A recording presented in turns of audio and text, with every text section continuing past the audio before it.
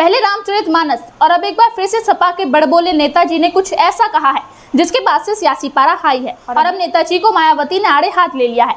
आपको बताएंगे कि पूरा मामला क्या है, लेकिन उससे पहले आप हमें कमेंट करके बताएं कि लोकसभा चुनाव में आपके क्षेत्र में कौन सी पार्टी मजबूती के साथ खड़ी है।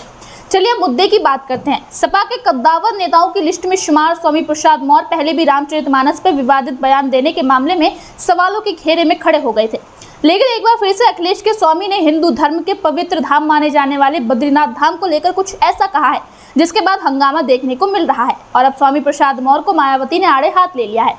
दरअसल सपा के राष्ट्रीय महासचिव स्वामी प्रसाद मौर्य पिछले कुछ महीनों से धार्मिक मुद्दों को लेकर लगातार मुखर रहे हैं। अब उन्होंने बयान दिया है कि बद्रीनाथ समेत अन्य मंदिर बौद्ध मठों को तोड़कर बनाए गए हैं।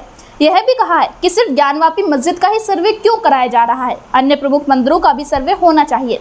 मौर्य के इस बयान के बाद बसपा सुप्रीमो मायावती ने कड़ा विरोध जताया है। उन्होंने कहा कि स्वामी प्रसाद मौर्य ने नए विवाद को जन्म देने वाली विशुद्ध राजनीतिक बयान दिया है। मौर्य ने कहा था कि अगर किसी एक की बात चलेगी तो फिर सबकी बात चलेगी, हम कड़े मुर्दे उखाड़ना नहीं चाहते।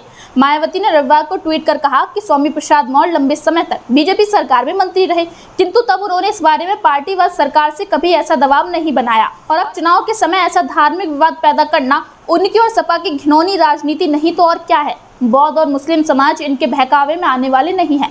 गौरतलब है कि उत्तराखंड के मुख्यमंत्री पुष्कर सिंह धामी ने भी एक दिन पहले मौर्य के बयान पर आपत्ति जताई थी। उन्होंने कहा था कि बद्रीनाथ धाम का जिक्र आदिकाल से हमारे पुराणों में होता आया है। धामी ने कहा था कि सपा अध्यक्ष अखिलेश यादव की पत्नी डिंपल यादव उत्तराखंड से ताल्लुकात रखती हैं और वहां की संस्कृति को डिंपल यादव बखूबी जानती हैं। डिंपल यादव को खुद स्वामी प्रसाद मौर्य को जवाब देना चाहिए।